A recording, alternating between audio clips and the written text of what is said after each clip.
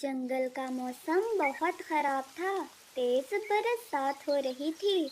हर तरफ हवाएं ही हवाएं चल रही थी। ईशु तितली बेचारी बहुत परेशान होती है। उसका घर नहीं था।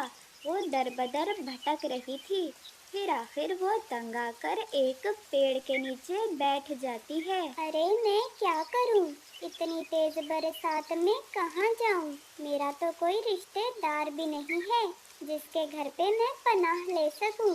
बरसात से बचने के लिए ईशु तितली कोई ऐसी जगह ढूंढ रही थी जहां वो सर छुपा सके। देखते ही देखते शाम हो जाती है, लेकिन ईशु तितली को ऐसी कोई भी जगह नहीं मिलती। वो रात ईशु तितली को खुले आसमान के नीचे ही बितानी पड़ती है। वो पूरी रात भीगती रहती है और फिर अगले दिन सुबह ईशु तितली दोबारा कोई जगह ढूंढने निकल पड़ती है जहां वो बरसात से बच सके। बहुत तेज बरसात हो रही थी। ईशु तितली को कोई जगह नहीं मिलती और वो थक हार कर कुछ झाड़ियों पे बैठ जाती है। काश कोई आता और मैं बेचारी की मदद करता। 2 दिनों से बरसात में भीग रही हूँ। अगर और भीगी तो मैं बीमार पड़ जाऊंगी। ईशु बेचारी ये सब सोच ही रही थी कि तभी अचानक उसके पास एक बूढ़ी तितली आती है। अरे अरे बिटिया, इतनी बरसात में खुले आसमान के तले क्यों बैठी हो? मैंने तुम्हें अपने घर की खिड़की से देखा है। मैंने सोचा जाकर तुमसे पूछूं, कहीं कोई दिक्कत में तो नहीं हो? अरे माँ जी, क्या बताऊँ मैं आपको। 2 दिनों से बरसात में भटक रही हूँ, लेकिन सर छुपाने के लिए कोई छत नहीं मिल रही। मैं गरीब का अपना घर नहीं है और ना ही कोई रिश्तेदार है जिससे इस मुश्किल की घड़ी में मदद मांग सकूं। अरे अरे बिटिया, इसका मतलब है तुम तो बहुत दिक्कत में हो। बिटिया, तुम मेरे साथ मेरे घर पे चलो। इस मुश्किल की घड़ी में मैं करूंगी तुम्हारी मदद। फिर बूढ़ी माँ जी ईशु तितली को अपने साथ अपने घर ले जाती है।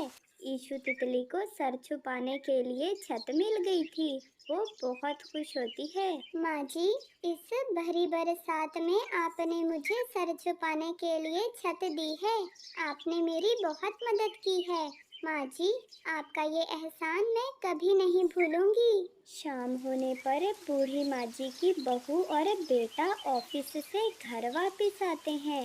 बूढ़ी माँ जी की बहू निशु तितली जब ईशु तितली को अपने घर में देखती है तो आग बगोला हो जाती है। अरे पति जी, ये तुम्हारी माँ ने क्या किया है? उस बेसहारा तितली को लाकर घर में बिठा दिया। ये हमारा घर है, कोई यतीम खाना नहीं। तुम मेरी बात कान खोल कर सुन लो। मैं उस बेसहारा तितली को हरगिज अपने घर में नहीं रहने दूंगी। अरे अच्छा अच्छा, मेरी प्यारी पत्नी, क्यों गुस्सा करती हो? तुम्हें जैसा अच्छा लगे वैसे करना बस। फिर अगले दिन सुबह निशु तितली अपनी सासू माँ से लड़ना शुरू कर देती है। अरे सासू माँ, उस तितली को क्या सोचकर उठा लाई हो? इस घर में मुझसे आप बर्दाश्त नहीं होती, मैं उस तितली को भला कहाँ बर्दाश्त करूँगी। मेरा तो मन करता है आपको भी चुटकियाँ बजाते हुए इस घर से बाहर निकाल दूँ, लेकिन आपके बेटे की वजह से चुप कर जाती हूँ। अब फटाफट उस तितली को घर से बाहर निकालो, वरना मुझसे बुरा कोई नहीं होगा।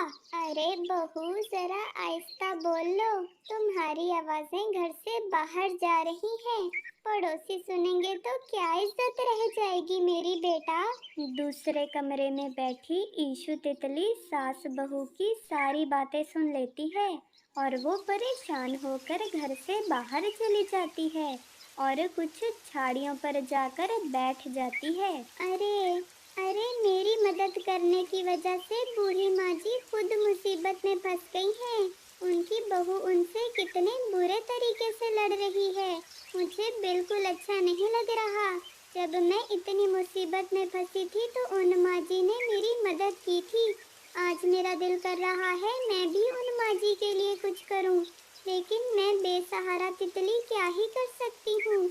मैं तो खुद बहुत मजबूर हूँ। तभी जंगल में अचानक तेज हवाएं चलने लगती हैं और ईशु तितली के सामने एक जादुई परी आ जाती है। ईशु तितली, मैं एक जादुई परी हूँ और सिर्फ अच्छे लोगों के पास ही आती हूँ।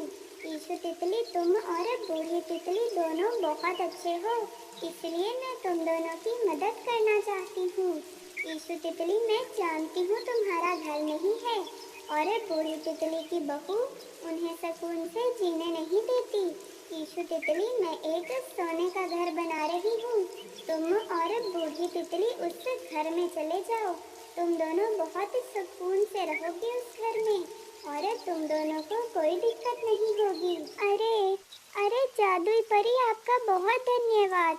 आप जल्दी से मुझे जादुई सोने का घर बना दें, फिर मैं बूढ़ी माँ तितली को उस घर में ले जाऊंगी और अपनी माँ की तरह ख्याल रखूंगी उनका। फिर परी जादुई सोने का घर बना देती है, जिसे देखकर ईशु तितली बहुत खुश होती है और माँ तितली को लेकर उस जादुई सोने के घर में रहना शुरू कर देती है और दोनों हंसी खुशी जिंदगी बिताने लगते हैं। प्यारे दोस्तों, अगर आपको तितली की कहानियाँ देखनी हैं तो हमारे चैनल को सब्सक्राइब कर लें। हम अपने चैनल पर अच्छी अच्छी कहानियाँ लाते रहते हैं। आप सबके देखने का बहुत शुक्रिया।